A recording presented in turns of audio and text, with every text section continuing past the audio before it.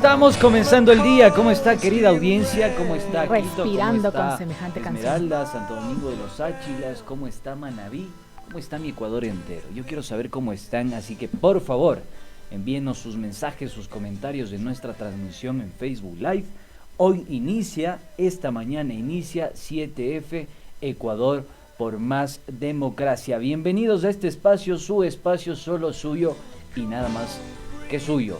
Comienzo esta jornada muy bien acompañado con Carlita la Morocha, alias la chica de los motes, Coronel.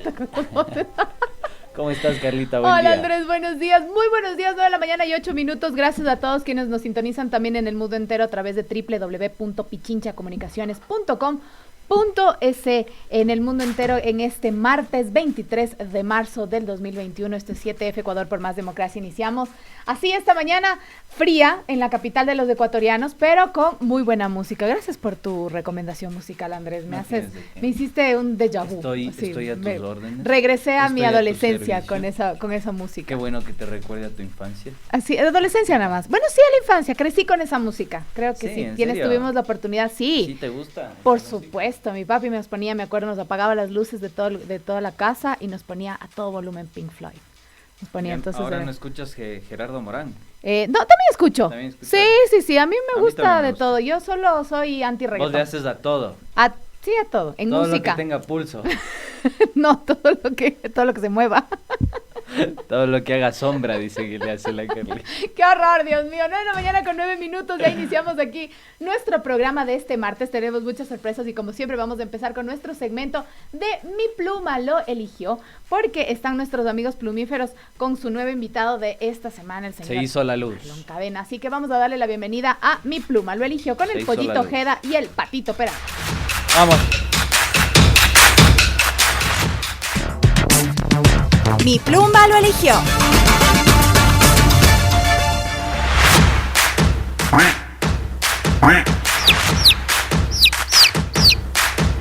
Volvemos entonces, sus estudios, su casa solo suya y nada más que suya, la de Pichincha Universal. Comenzamos entonces esta jornada diciéndoles lo que nos preparan nuestros amigos plumíferos del Pollo Ojeda y el Patito Peralta. Regresaron con este programa de Mi Pluma lo eligió y tuvieron la oportunidad de conversar con Marlon Cadena. Así que sin más preámbulos, como ya lo dijo la Carlita y no vamos a insistir en aquello, escuchemos lo que nos comenta este asambleísta electo sobre el plugin.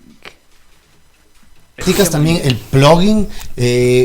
Cuéntanos un poco en qué consiste esta actividad, porque muchos, Maestros, es que ustedes muchos no conocíamos sobre este término, y también, pues, para quienes nos están viendo, ¿qué significa el plugin? ¿Y Muy desde bien. cuándo lo haces? Muy bien, estoy gratamente sorprendido.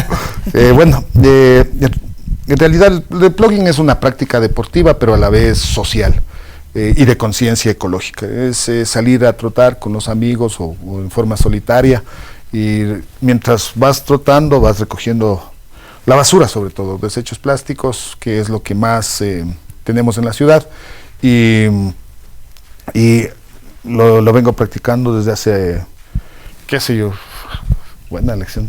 Casi alrededor de 5 años, con mucho pesar, desde luego, con mucho pesar, porque yo veo que en lugar de ir reduciendo la cantidad de desechos, porque Claro, es que va basura, recogiendo. en realidad hay más, y eso es preocupante, o sea, es un llamado, y creo que a través de la asamblea vamos a tener la posibilidad de corregir esta distorsión. Yo creo que es una distorsión.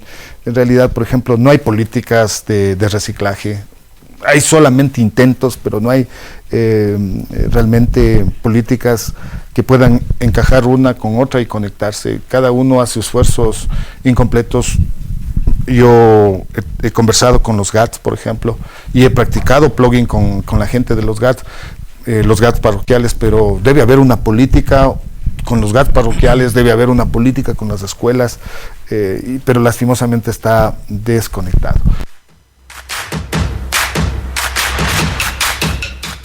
Qué interesante esta propuesta, Carlita. ¿Vos haces el plugin? Yo creo que siempre hemos hecho plugin, quienes hemos tenido así como conciencia. Yo te conté, viví hace muchos años en Galápagos, vivíamos un periodo largo, viví en Galápagos. Y claro, era como una obligación. Salías a trotar y si veías algo tenías que ir recogiendo, porque además es como la cara del turismo y además es parte de la conservación y la parte de la conciencia que tienes de vivir en un lugar así.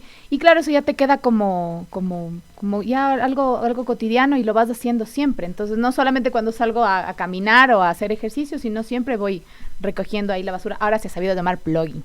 Vea, Mira no he tú. sabido. No he sabido, pero bueno, Mira esas nuevas nos tendencias contó que se generan, ¿no? Marlon Cadena, el plugin. Pero bueno, qué yo quiero aprovechar para saludar a Maite Freire, que nos manda saludos, no nos dice desde dónde, pero nos dice que nos abriguemos mucho. No te preocupes, Maite, que acá estamos casi changados acá. Calientito. Calientitos como pollito. La Maite, que está aquí arriba. Ya, Nuestra también compañera nos de manda Pichincho saludos Universal. Rocío Paredes, no sabemos de dónde está también, muchas gracias. Aquí en Rocío. Quito está, cerquita, es ¿Qué de nos vecina abriguemos? de la Floresta. Ah, es vecina también de la Floresta. La Vecina de Carla la creo que Floresta. conoce a todos los que nos saludan. Ya les conozco. A ver, ¿quién más nos manda saludos por ahí? También nos manda saludos Tony Tola. Saludos a la morocha, siempre bella y muy profesional. Mire Muchas usted. gracias. Empezar así Siempre las mañanas, bella. qué lindo, gracias. Muy profesional. Muchas gracias. Un abrazo Apúntese, para todos. apúntese. Y Las así carpetas son comenzamos para el esta Adrián, mañana. acuérdese. También tenemos saludos para el banderillero Acosta que anda por ahí merodeando. Tenemos esos saludos. No, él es del premio. Él es el que tiene que entregar los premios de la trivia. No, sé. pues sí, esta semana ganó un hombre.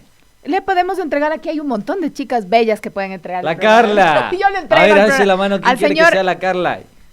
yo Todos. misma. Yo entrego el premio el día de hoy. Vamos a ver que Saludos, ya llegue Carlota nuestro. y Andrés. Soy fiel seguidora de todos los programas de la Gracias, radio. Yo también muchas hago gracias. Este deporte en mi parque. Salgo con mi mascota. Nos comenta Tamia también. Qué Saludos, bueno, querida les vamos Tamia. acompañando también cuando hacen deporte entonces. Saludos desde Queens, Nueva York. Mira tú, Dani, muchas gracias por los saludos. Igual, cuídate mucho, éxitos por allá y mucho ñeque. Irán a participar en estas elecciones, por favor. No se harán los A votar, locos, no porque a están votar. fuera del país quiere decir que no tienen que votar. Vayan a votar y voten Y además, por su país. los que hemos tenido la posibilidad de vivir muchos años fuera, creo que se ahinca mucho más el patriotismo. espíritu el patriotismo. Yo creo que hasta cierto punto el chauvinismo, porque exógenamente tú empiezas a ver el país desde otra arista, desde otra perspectiva, te enamoras más de tu patria.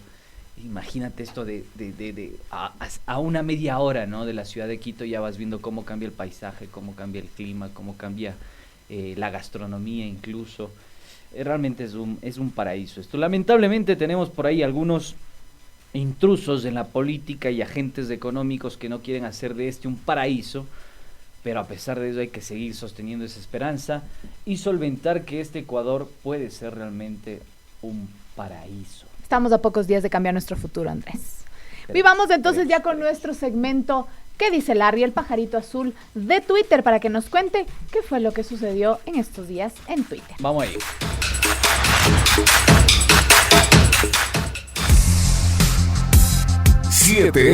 Ecuador, por más democracia. ¿Qué dice Larry?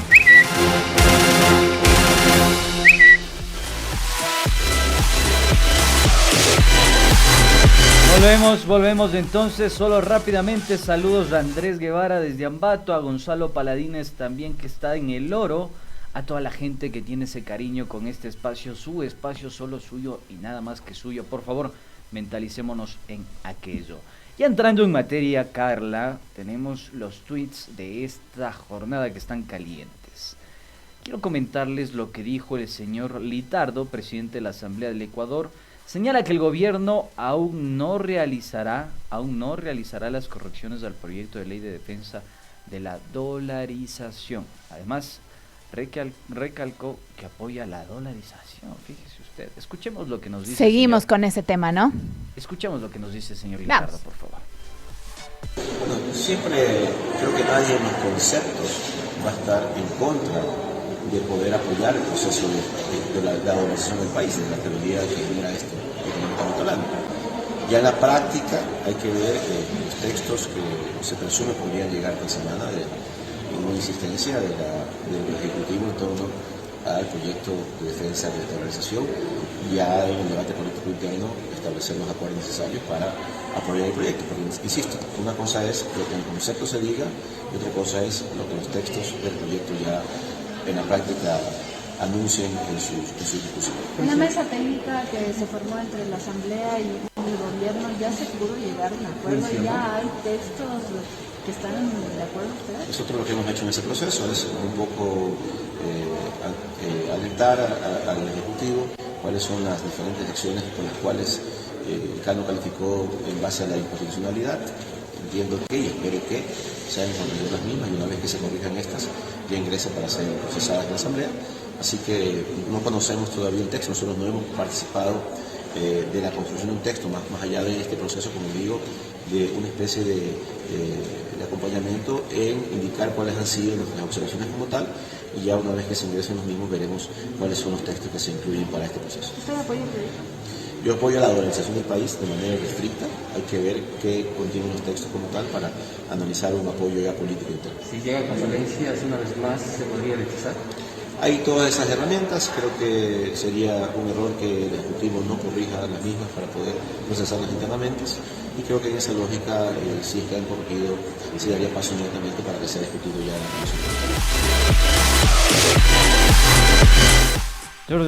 Comisión. Proyecto de ley de defensa de la dolarización, rimbombante ese nombre. Yo creo que le entiendo más al Javier Bisuete que a él, oye, cuando habla.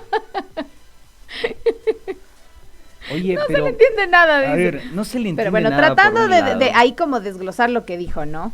Al final dijo que él apoya la dolarización. Sí, pero eso es un eufemismo, Carlitos. Sí. O sea, porque acá la gente que dice que apoya la dolarización ha sacado millones de dólares de la economía nacional. Si no, fijémonos en lo que hizo el señor Guillermo Lasso. Que salga, ¿no? También en contubernio con el gobierno. Fíjate tú que sacó 200 millones de dólares de la economía el Banco de Guayaquil en el año 2019. Es el banco que más plata ha sacado del país. Y si los dólares salen, ¿cómo pero defendemos la dolarización? dolarización? Es por sentido lógico. común. A ver, ¿cómo? ¿con qué se sostiene la dolarización?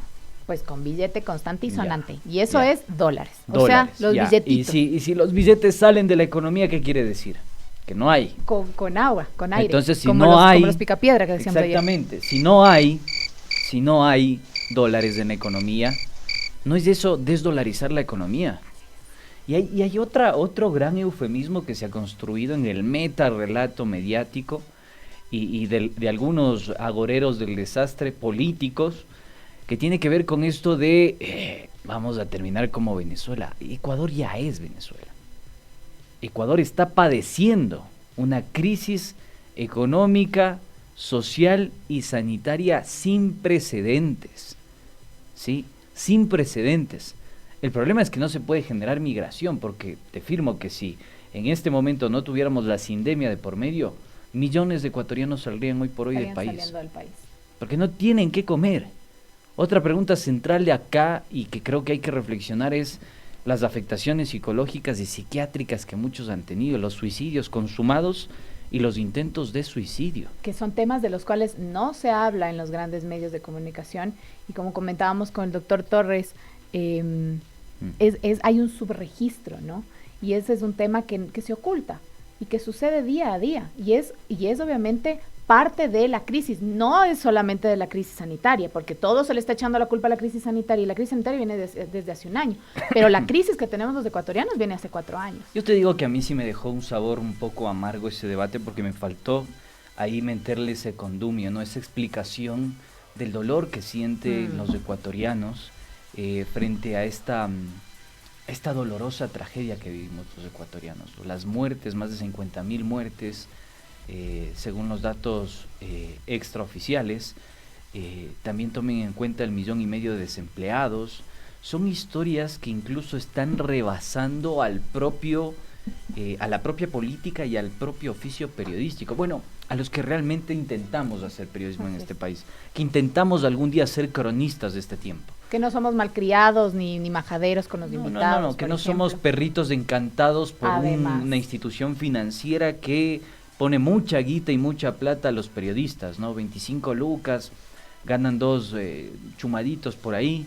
Y andan bloqueando a los que les hacemos andan bloqueando preguntas. a los que hacen preguntas de por qué tienen ustedes contratos con instituciones de gobiernos descentralizados, con el municipio de Guayaquil exclusivamente. No sé qué responder, te bloqueo. Con la presidencia de la República.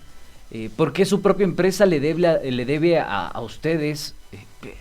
¿Cómo explicar aquello? O sea, hay una serie de irregularidades y para los que queremos hacer periodismo de verdad, sí me parece que esta situación que vivimos nos trasciende, nos sobrepasa, ¿no? Hay una avalancha de información y de situaciones que nos sobrepasa, por mayor esfuerzo que nosotros quisiéramos hacer. Sin embargo, acá queremos parar un poco la pelota, alzar a ver y ver cómo se está diagramando este campo de juego para que usted pueda entender. Y en ese sentido, esto va articulado a la situación de las vacunas, que es, digamos, la patita del principal problema que hoy vivimos, ¿no? La crisis sanitaria. Pero hay otras crisis concatenadas a ella, que tiene que ver con la economía nacional, el ajuste neoliberal impulsado por Moreno, Lasso, Nebot, secuaces. Entonces sí me parece que tomemos en cuenta aquello que lo vamos a conversar con ustedes. Y fíjense en este tuit de Pichincha Comunicaciones, donde además de las versiones de las esposas y de los esposos de los ministros que también habrían recibido las dosis, la fiscalía solicita que estas personas se acerquen, den su testimonio, den su versión. Den las versiones. Esto pide la Defensoría del Pueblo. Esto pide la Defensoría del Pueblo, perdón Carlita, gracias por la precisión. Pide la Defensoría del Pueblo para que rindan su versión ante la Fiscalía y expliquen qué mismo está pasando con este tema de las vacunas.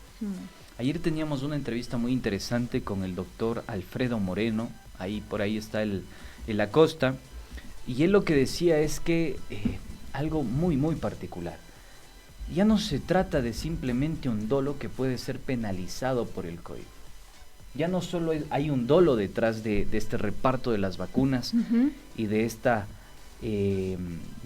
prebendas, de estos privilegios que han recibido ciertas élites de este país para ser vacunados, sino que se trata de un exterminio, un intento de exterminio, decía Alfredo ¿Es una Moreno. responsabilidad penal entonces? Por supuesto que sí, está establecido en nuestra Constitución, porque hay personas, grupos políticos que están pretendiendo exterminar a la población ecuatoriana. Digo, usted que va en este momento en su auto, su vehículo, que nos escucha, nuestra emisora, nuestra señal, que también nos puede seguir a través de las redes sociales, a ver, son de grueso calibre estas palabras, decir exterminio humano, pero es real, tiene asidero. Por supuesto. Digo, hay un subregistro de personas que han muerto en esta pandemia, más de 40,000 personas. Hay un intento por boicotear los planes pilotos de vacunación y también, sobre todo, personas que han recibido las vacunas, que no pertenecen a los sectores de primera línea y mucho menos a los sectores más vulnerados en sus derechos en materia económica y social en estos años. No hay ahí una intención premeditada para exterminar a cierta población ecuatoriana. Yo sí quiero hacer una reflexión. La salud no es selectiva, la salud es pública, es un derecho para todas y todos.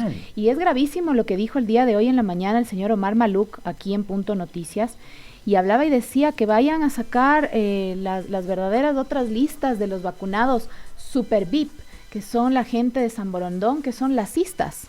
Lo dijo el señor Omar Maluk hoy en la mañana en Punto Noticias. Y claro, él decía, claro, ciertos medios de comunicación que ahora sacan estas listas, que es La Posta, por ejemplo, que acaba de sacarlo, ya vamos a hacer alusión al tema, no lo van a sacar porque obviamente no les conviene. Palabras del señor Omar Maluk hoy en la mañana. Entonces también es gravísimo, es súper grave darse cuenta de que uno tiene que tener un apellido rimbombante para que le vacunen, cuando es un derecho de todas y todos los ciudadanos, y sobre todo que esas vacunas se están comprando con nuestra Tú quisieras ser Carlita MacLeod. No me queda. ¿No te queda? No me queda. Que le y digan creo que la morocha MacLeod. Y creo que o Carlita Lazo. prefiero quedarme en mi turno cuando me toque. Sí. Porque además nosotros, mira, nos estamos cuidando, hemos pasado un año aquí dando gracias, no nos hemos contagiado, hemos mantenido las normas de bioseguridad, pero hay otras personas que por más que tengan los cuidados necesarios, como por ejemplo los médicos de primera línea, también se han contagiado. Han fallecido muchos médicos, enfermeras, auxiliares de enfermería y personas que además tienen otro tipo de enfermedades catastróficas que realmente necesitan vacunarse, y son todos y todos. ¿Cuántas personas, hombres y mujeres que están en estos momentos en la sala de espera de los hospitales porque necesitan el tratamiento contra el cáncer? Son personas que se están exponiendo, y no porque sean irresponsables, sino porque les toca. Ellos no deberían ser vacunados primero, creo yo. O sea, es solo sentido común y es humanidad. Nada más. O sea, a mí realmente me duele mucho esta situación. Así es, Carlita. Pero avancemos un poco para seguir dando tratamiento a esta temática. Un tuit de Enclave Política, póngale por favor Crismaila ahí en la transmisión. Se difunde segunda parte de la presunta lista de vacunas VIV en el Ecuador. En total serían 500 personas que accedieron a la inmunización por privilegio y serían familiares de ministros, exministros, empresarios, dueños de medios de comunicación con sus familiares y rectores universitarios. Ahí está. Algunas de las personas que ustedes pueden ver acá: Luis Holguín, Rosa Prado Moncayo, María Barriga Ayala, René Ortiz Durán, Patricia Donoso Larena, Mauricio Pozo Crespo, Francisco Javier Solórzano Salazar, María Pazmiño Jaramillo, Julio Recalde Uvidia, Kevin Burbano, Carlos Pinera, ¿sí? Cristina Barriga, Diego Cabezas, fíjese usted. Y también aparece Pérez Aguirre Luis Alfredo, Moscoso Macías María de Lourdes y Jaramillo Poli Benito. Es impresionante, ¿no? Es impresionante.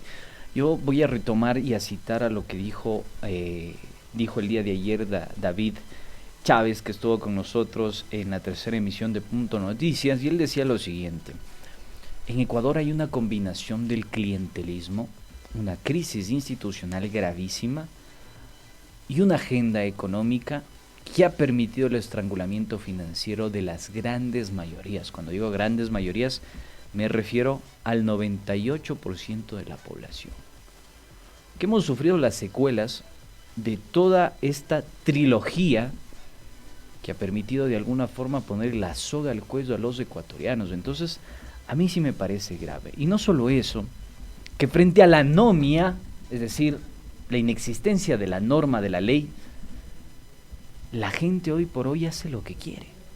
Claro, porque no existe Estado que proteja, que vele por tu seguridad ni por tu salud. Entonces, frente a ello, uno dice, sí, a ver, si el policía que está predeterminado para cuidar mi integridad, si el médico que tiene que cuidar mi salud ya no está, ya no es financiado por el Estado y ya no le interesa tampoco, ¿por qué yo tengo que cuidar la norma?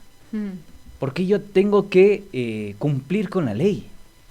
Entonces, frente a la anomia, se ha generado prácticamente una situación, ni siquiera de anarquía, porque cuidado con esto, es muy reiterativo este concepto en el discurso de Guillermo Lasso, una situación de caos, de conmoción social. ¿Te acuerdas cuando decía el exministro de Salud, es que esta lista puede generar la conmoción social? ¿Qué conmoción social? Ya vivimos una conmoción social. La conmoción social usted tenía que haber pensado antes de hacer esa lista super VIP. Eso tenía que haber pensado, a ver qué va a generar esta super lista. ¿A quién realmente tengo que vacunar y dar la prioridad que se necesitaba? Es realmente terrible, es indignante. Ya vivimos una conmoción social. Y fíjate que ante el retiro del Estado, porque hay unos que dicen, es que el Estado obeso, grande, no nos permite a nosotros crecer. Pero comprando las vacunas que sí me vacuno. La mano invisible del mercado es la que va a poder autorregularse. Ahí está la mano invisible del mercado. No hay Estado ahora. Las competencias del Estado han cambiado rotundamente, no hay Estado. Ahí está la autorregulación que hoy vivimos. Para ir a sacar una cédula, tiene que hacer turno y pagar por ahí para que le faciliten un cupo y poder saltarse la fila. ANT, hace pocas semanas, una señora me llamó a decirme que están cobrando $300 para renovar la licencia. Contratos, CNT se encarga de financiar fanpage exclusivas de ciertos lugares pelucones, aristocráticos, burgueses de la capital ecuatoriana. Me refiero a la fanpage I Love Cumbayork. Entonces, ese retiro del Estado ha permitido que hoy por hoy vivamos una conmoción social. Sí, no tenemos ley, vivimos en la anomia. Y la gente tira para su molino, jala agua para su molino. Entonces yo sí creo que hay que volver a discutir la autonomía relativa del Estado. ¿Dónde está ese Estado que a uno le permita proyectarse a futuro en términos económicos, políticos, sociales y en el propio emprendimiento, Carlita? Andresito, vamos a comentar también, antes de darle ya la bienvenida, que ya está listo nuestro invitado del día de hoy, la pregunta que lanzamos para ustedes ayer en Twitter, en nuestra página de Pichincha Comunicaciones. ¿Considera usted que las y los indecisos definieron su voto después del debate presidencial? ¿Tú qué crees, Andrés? ¿Que sí definieron o que no definieron? Los que decían no sé por quién votar, vieron el debate y dijeron, ahora sí me decidí. Yo no quiero dar, porque lo que voy a decir es una presunción, o sea, no hay evidencia y uno tiene que sujetarse a evidencia de aquello, por lo menos de encuestas.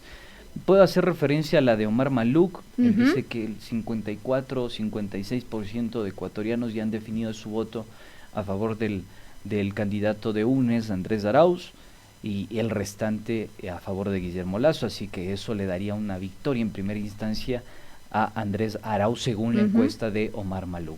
Pero sobre el debate presidencial no hay evidencia empírica, Carlita, yo prefiero no emitir ningún comentario. Nuestros encuestados, en cambio, en la página de Pichincha Comunicaciones dijeron que sí, el 48.5%, parece que algunos indecisos dijeron que sí. ¿Cuántos votos que tenemos? Sí. 410 votos. Y no, para nada, el 51.5%. Siguen indecisos el 51.5% de nuestros encuestados. Para el día de hoy tenemos una nueva pregunta para ustedes. ¿El debate presidencial del pasado domingo llenó sus expectativas? Conteste nuestra pregunta en el Twitter de Pichincha Comunicaciones. Tenemos a nuestro acompañado, a nuestro colega, el señor Fernando Casado, comentarista, y por supuesto es nuestro invitado de primera. Yo quiero tomarme una foto con Fernando, por favor. Ahora que es tan famoso. Ahora que es tan famoso por haberle hecho frente a esa actitud poco benevolente. Sí, creo que ninguno de nosotros, al menos lo hemos conversado aquí internamente, y ninguno de nosotros habría reaccionado como reaccionaste tú, Fernando. Muy buenos días, bienvenido a 7F Ecuador por Más Democracia. Carla Salomé Coronel te saluda y Andrés Durán está aquí con nosotros. Buenos días, Fernando. Fernando. Buen día. Estás sin audio. Estás silenciado, no te censures, Fernando, por favor. Algo pasó, nos informan nuestros oyentes que algo pasó con la transmisión en Facebook, que se cayó. Por favor, ahí que lo revisen nuestros compañeros de producción. Ya lo están revisando. Gracias. Estamos. ¿Cómo estás, Fernando? Buen día. ¿Qué tal, Andrés? ¿Qué tal, Carla? Un placer estar aquí con vosotros. Es un gusto conversar con mi profe. Fernando fue mi profe en una materia en la maestría de Flaxo, Muy interesante, la disfruté, la pasé bien, nos empapamos de conocimiento. Fernando, la primera impresión en relación a esto que sucedió en este programa. Oye, yo te admiro, personalmente te admiro. Hay muchas personas con las que he conversado al respecto de lo que sucedió en Hora 25 con Andrés Carrión y Jorge Ortiz. Y realmente decían, yo me levanto y me voy. Pero tú tuviste la caballerosidad de quedarte sentado, la valentía también, porque hay que tener una solvencia para sostener semejante arremetida, quedarse ahí y decirle, a ver, por favor, quieto. O sea, yo estoy acá y vengo a debatir. ¿Cuál es tu impresión? ¿Cómo te sentiste en relación a ese suceso lamentable en Hora 25, Fernando? Bueno, Andrés, pues me sentí muy mal, ¿no? Aparte, no solamente era la hostilidad del plató y de los invitados, sino que además desde las cámaras empezaron a escuchar aplausos cuando Andrés me increpaba y tuvo ese episodio de enajenación mental transitoria, ¿no? Y eso, pues, se incrementaba de esa manera el sentimiento de acorralamiento. Y es verdad que a mí se me pasó por la cabeza levantarme y largarme de allí. En ese momento, además, Carlos Murillo me llamó y después vi unos mensajes que me estaba diciendo en directo que me fuera, ¿no? Eso lo estoy contando ahora. Gracias por la primicia.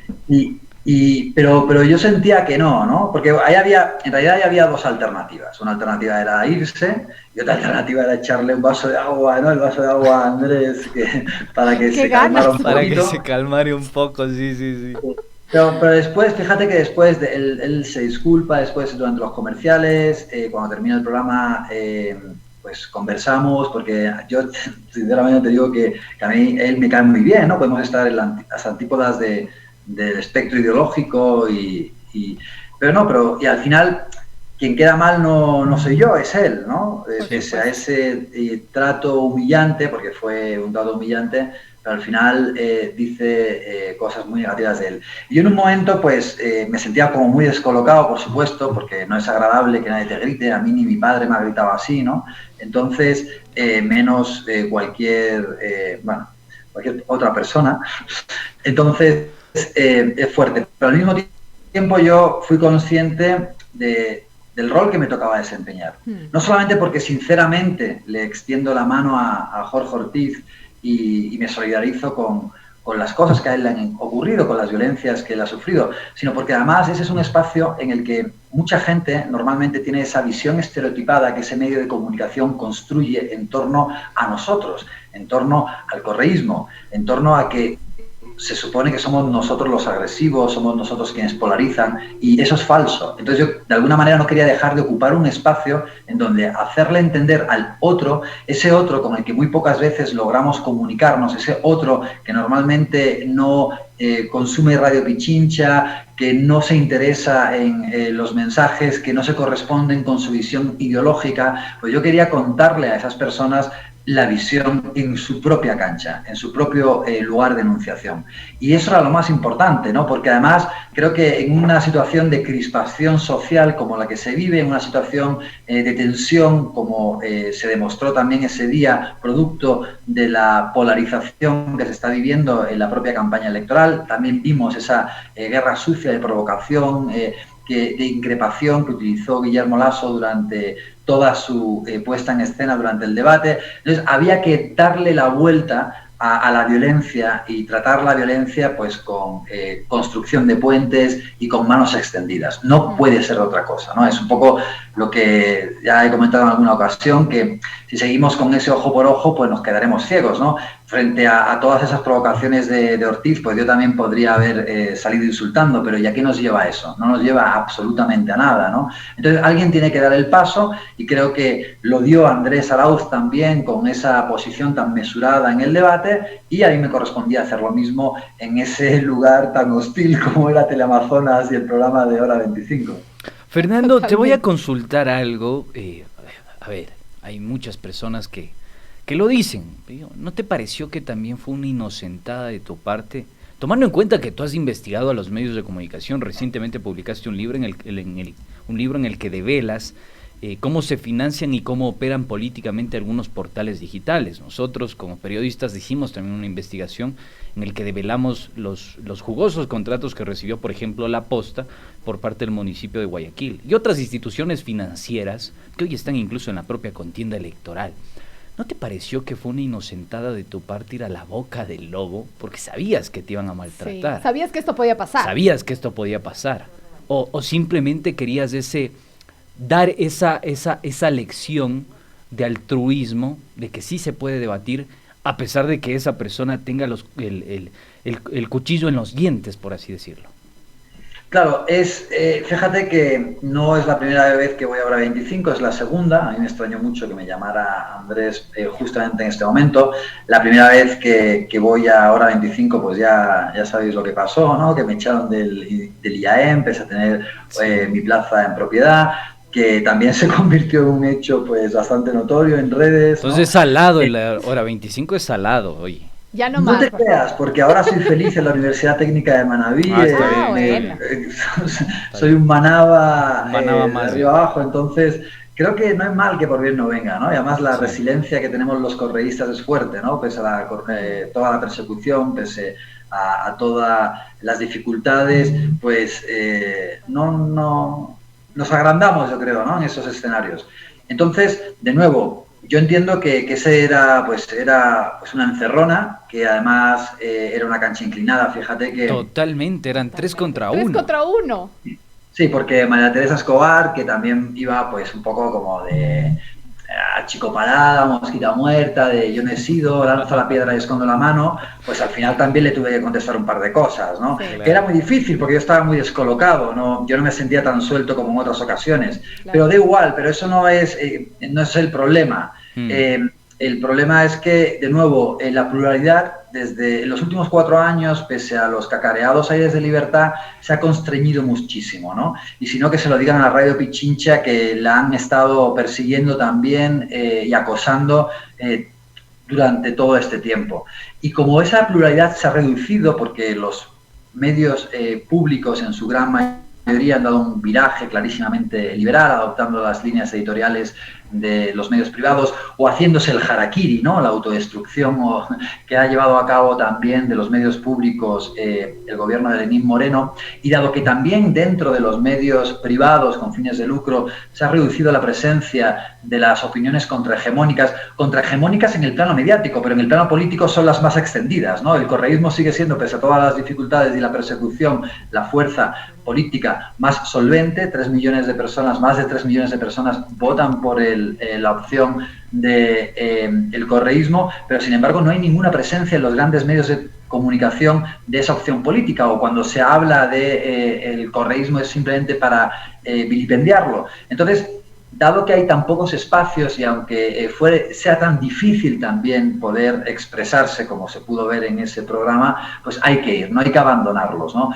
Y de nuevo, creo que si era una emboscada, que probablemente podríamos pensar que era una emboscada porque ya desde el principio las reglas del juego pues eran muy adversas a mi posición, al mismo tiempo pues se le pudo dar la vuelta a la situación, ¿no? Creo que al final quienes se ridiculizaron y quienes quedaron muy maltrechos frente incluso a sus propios acólitos fueron ellos. Y tomando en cuenta que el señor Jorge Ortiz ya venía de una discusión que se hizo viral en redes sociales por una aparición que él tuvo en otro medio de comunicación con unas declaraciones bastante misóginas frente a una asambleísta, frente a Marcela Guiñaga, y él ya venía con esa carga, ¿no? Y viene ahora a sacar toda la víscera frente a ti. Entonces yo creo que más que una pregunta es mandarte un abrazo realmente de solidaridad y decirte que no todos los periodistas ecuatorianos somos así, sino que más bien aplaudir tu reacción, porque como tú dices, creo que todos esperaban otro tipo de respuesta de parte tuya, y creo que la que le hiciste fue realmente correcta, así que realmente te aplaudo, Fernando. Muchas gracias.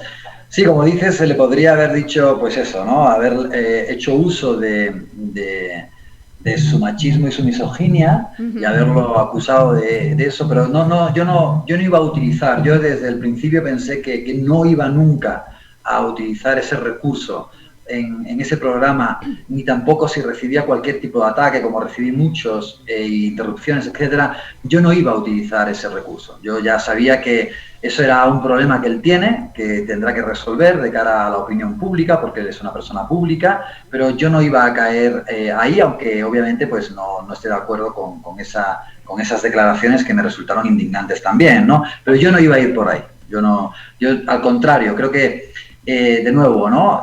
Ponerme en esa posición me pondría en su lugar de enunciación, me pondría en su terreno, y sería jugar al juego que ellos sí quieren jugar y que nosotros no. Ellos sí quieren tratar de posicionarnos a nosotros como violentos utilizando la violencia. Y esa era la cancha y la trampa en la que yo nunca iba a caer.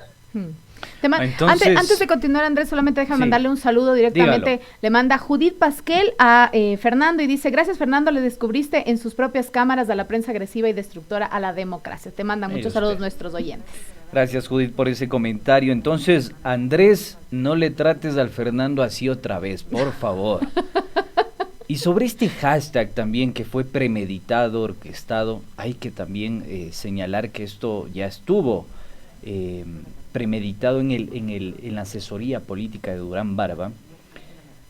Ya entrando al debate político, que fue el debate presidencial del día domingo por la noche, ¿tú consideras que quién fue el ganador?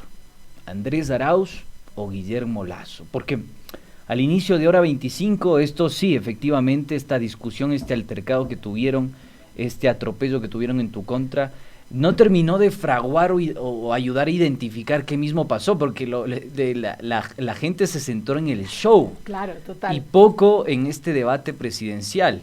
A la final del día domingo, al día siguiente, lunes, vimos que ya había un connective action. Ya había un repertorio construido en algunos lugares y puntos del país con este Andrés no mientas otra vez. Esto ya estaba premeditado. Claro. Lazo iba con esa intención al debate presidencial. ¿Qué piensas tú al respecto, Fernando? Yo creo que hay un claro ganador, y no solamente por el desarrollo del debate en sí mismo, sino por la coyuntura en la que se da el debate. Y ese ganador, obviamente, es Andrés Arauz. ¿Por qué es el ganador? Es el ganador porque a Andrés Arauz no se le permite durante toda la campaña electoral realmente poder explicar al pueblo ecuatoriano cuáles son sus propuestas. Porque en todo momento la campaña electoral ha estado, durante la primera vuelta, signada por un 15 contra 1, que me parece vergonzoso. Es decir, había 15 voces, como si fueran 15 creadores de opinión de 15 candidatos que en muchas ocasiones pues sabíamos que no iban a pasar del 0,000,1% y que se dedicaron, con la posibilidad que le da las reglas del juego electoral ecuatoriano, a increpar a ese primer candidato. Y al mismo tiempo pues también los medios de comunicación, que debido a esa animadversión como parte de la persecución y del lawfare en contra del correísmo, utilizaron también toda su artillería para tratar de estereotipar a la figura de Andrés como una marioneta, como alguien que no tiene autonomía, y sus propuestas también de manera maniquea trataron en todo momento de estereotiparlas. Entonces, el hecho de que Andrés ya pudiera sentarse simplemente a explicar cuál es su programa electoral sin que nadie tuviera que, bueno, aparte de Lasso, ¿no?, que hizo toda esa provocación continua, ya en sí mismo es una victoria, porque yo creo que muchos de esos indecisos que tú no te has atrevido a especular de si van a definir o no su voto, Andrés, de cara a la segunda vuelta, yo creo que desde luego por primera vez pudieron conocer al candidato. Ellos no conocían a Andrés Arauz porque el ruido no le había permitido a la mayor parte de la población conocerle. Entonces, en el debate se tuvo la oportunidad para conocer que es un tipo solvente, que es realmente un tipo joven, que es un tipo fresco y que tiene ideas y trabajo que ofrecerle al país para salir de la crisis. Eso en sí mismo es una victoria. Después, en segundo lugar, creo que también la posibilidad de ver a ese Andrés mesurado, tranquilo, frente a Lasso, que de alguna manera lo que ocurrió en el debate es lo mismo que ocurrió en el postdebate. Los lasistas agresivos, provocando, increpando, interrumpiendo, no respetando las reglas, y los correístas tranquilos, mesurados, extendiendo manos, extendiendo puentes, tratando de bajar la polarización. Eso es otra gran victoria, porque en gran parte los votos huérfanos de la izquierda, es decir, los que votaron por Yaco y que votaron por Hervas, porque en gran medida uno de los motivos fue que querían salir de la polarización dicotómica correísmo-anticorreísmo, precisamente porque hay una imagen estereotipada del correísmo como ente o como actor polarizador. Ahí pudieron ver lo contrario, que ocurrió también en Hora 25. Pudieron ver a los correístas empatizando con aquellos que están en desacuerdo con la polarización. Y esa es la segunda gran victoria. Eso en cuanto a lo que significó la puesta en escena de Arauz en sí. Y después el desarrollo del debate. Hasta Jorge Ortiz reconoce en Hora 25 que quien gana el debate es Arauz, ¿no? Entonces creo que después en el desarrollo del debate pues fue mucho más solvente esa posición en la que fue muy claro exponiendo las ideas. Hubo momentos en el que quizás pudo flaquear algo porque esas increpaciones continuas de Lasso pues creo que en algún momento sí causaron cierta mella, pero en cualquier caso sí que se le vio muy solvente. Y el debate si sacáramos al debate de la coyuntura que lo rodea y ese contexto que acabo de explicar, también sale ganador Andrés Arauz frente a las increpaciones continuas que trata de utilizar Lasso con su sonrisa colgate, que no tuvieron, creo, desde mi punto de vista, el efecto que se perseguían. Es decir, Durán Barba diseña esa misma frase para el debate entre Macri y Scioli, ahí sí tuvo efecto, el no mintas Scioli, pero creo que acá no tuvo el mismo efecto. Además es una técnica repetitiva que no tuvo en consideración el contexto en el que estaba moviéndose esta campaña electoral. Fernando, tenemos muchísimos mensajes de apoyo y de saludos que te mandan nuestros oyentes y nuestros televidentes de Carolina Herrera, Ivonne Escobar, Tenor Silver. Hay que tomarse la selfie. Rocío Paredes. Sí, por favor, aunque sea así, a través del Zoom nos tomamos la selfie. Sí. Jimena Taipe también muchos saludos te mandan, Pablo Carpio. Pero yo quería consultarte algo, Fernando, y es que haciendo un análisis de entre nosotros podemos estar de acuerdo o no con tu perspectiva. Sin embargo, el electorado en general tuvo una clara evidencia de lo que proponían cada uno de los candidatos. El formato del debate lo permitió. Los dos candidatos pudieron exponer de manera correcta sus propuestas. ¿Cómo viste tú realmente esta visión que dieron los dos candidatos para que el electorado realmente escuche lo que tenía que escuchar, y es decidir su voto o afianzarse en lo que ya habían decidido? Vale, bueno, no deberíamos hablar del electorado, ¿no? Yo creo que este debate fue diseñado sobre todo para... Bueno, primero hablemos del debate. Efectivamente, el debate está mal diseñado. El debate no es un debate desnaturalizado, ¿no? Vimos también la renuncia de Andrea Bernal 24 horas antes del debate, que en sí mismo pues también dejó muy tocado al propio debate. Entonces, y después... no había una buena preparación de quien moderó ese debate. Ya vimos que también hubo en algunas ocasiones incluso, no sé si confusiones o salidas de tono de mala fe de Guillermo Lasso, que rompieron con esas estrictas y raras reglas que eran difíciles de entender. Hubo mucho ruido porque hubo unas presentaciones muy largas de los distintos temas que eran absolutamente innecesarias. Pareciera que las introducciones eran otro actor del propio debate, con lo cual había 3 debatientes, ¿no? La dinámica del debate y los 2 debatientes. O sea, era muy raro, ¿no? Y después también esos comerciales que tampoco entendíamos muy bien a qué venían. Y también el hecho de que fueran muy rígidas las preguntas y las intervenciones. Se tendría que haber dado, pues como ocurre en otros debates que se han hecho en otros lugares, pues una mayor libertad para que los participantes del debate pudieran realmente dialogar, que era lo que se buscaba. Entonces, en ese sentido, el debate está mal formulado, ¿no? Es un debate medio trucho, ¿no? Es un debate no debate, aunque aún así mucho mejor debate del de la primera vuelta. Lo de la primera vuelta no se puede llamar debate. Se tiene que llamar exposición conjunta de las propuestas de los candidatos, que después se convirtió en un todos contra uno. Pero bueno, entonces creo que ahí mal. Pero de nuevo, ha habido tanto ruido, ha habido tanto problema para que en ciertos espacios haya podido desarrollar sus propuestas Andrés Arauz, que aún así es muy positivo que por primera vez hayamos al menos parcialmente podido escuchar cuáles son sus propuestas, porque hasta ahora no había podido darse esa situación. Entonces, trucho el debate o las reglas del juego del debate, pero positivo porque Andrés Arauz al menos se le pudo escuchar por primera vez. Entonces yo ahora sí no hablaría de un electorado en términos generales, ¿no? Ya hay 2 posiciones muy definidas, ¿no? Que no son tan amplias, es decir, son las del 52% que votó por Lasso, 19, y por Andrés Arauz, 32. Entonces, lo que en realidad se estaba buscando allí era convencer a los indecisos, convencer a quienes de alguna manera pues no habían votado por ninguna de esas 2 opciones y que habían quedado huérfanos, entre comillas, después de la primera vuelta y que sus candidatos pues no hubieran pasado al segundo round. Entonces es a ellos a quien realmente se les hablaba, me parece.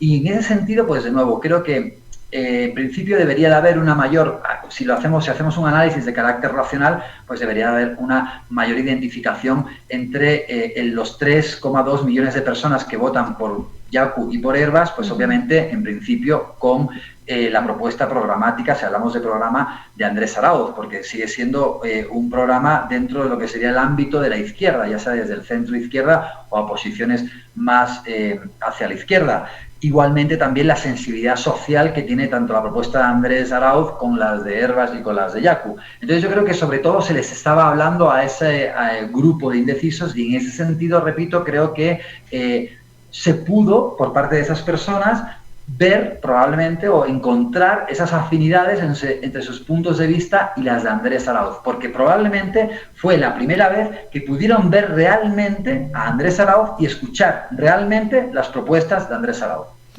Fernando, se nos acaba el tiempo, te voy a pedir capacidad de síntesis, por favor. ¿Qué pasa con las preguntas que no respondió Guillermo Lasso? ¿Por qué esta cuestión prefabricada del candidato Lasso y premeditada de no responder y meter una muletilla en vez de contestar las interrogantes que hacía el candidato Andrés Arauz? ¿Qué decir al respecto? Tenemos un minuto, por favor.